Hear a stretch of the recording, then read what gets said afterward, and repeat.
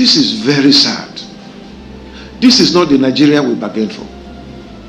This is not what Nigerians thought that Buhari would do to them as president of this country. This is not correct. How can, for God's sake, Supreme Court of our country, Nigeria, gives an order and the president, through an ordinary broadcast, will go and reverse that order and give his own directive? If at that level, Mr. President is saying this, I begin to wonder. I'm not a lawyer, but I must say that I'm disappointed with Nigerian Bar Association for not saying anything up to this moment. Those of you who are lawyers say, I'm disappointed in you. Lawyers would have come out to dispute what Mr. President said. They would have told him that he's getting it wrong. Maybe he is not aware that what he did was wrong, as usual. You say he was not aware. Well, that is what we hear now. You say he's not aware. So those of you who are lawyers, NBA, do we have an NBA president? Why has he not said anything? Why has he not advised? Do we not have an Attorney General of the Federation who should advise President that reversing the decision of Supreme Court is wrong? He's calling for lawlessness. He's calling for anarchy. Some of us, I don't know, but we like saying the truth at all times. The Bible says that you shall know the truth and the truth will set you free. Keeping quiet is complicit to what is happening. And this is wrong.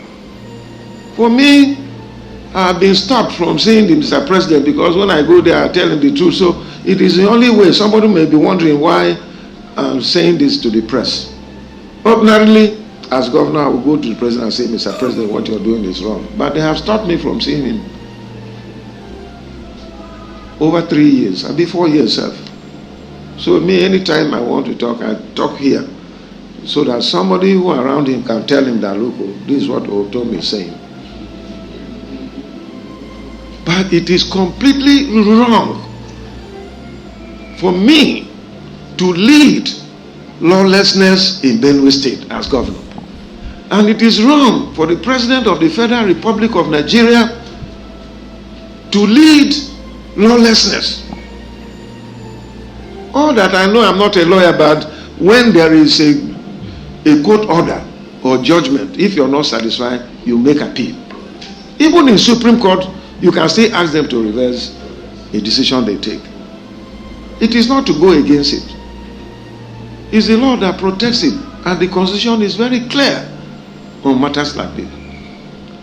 Supreme Court have taken decisions in the past that for us who are laymen, it looks contradictory, but we accept it. We accept it the way they are. So why should the president be selective in accepting decision of Supreme Court and making this? I think it's wrong. And I hope that you pressmen who are here will communicate this message to the president and to Nigerians. That we don't need this now. Now, in an already a tense situation like our country today, insecurity, people are suffering. In Benue State alone, I have over 2 million IDPs. I challenge federal government to come back with the statistics of what they have given to support these IDPs. Even the 10 billion they promised, they have not given. We are suffering here. People are impoverished because the burden of the 2 million IDPs are eating deep into the budget of other Benue people, including myself. And the state government and local government that have been funding their upkeep. This is very sad.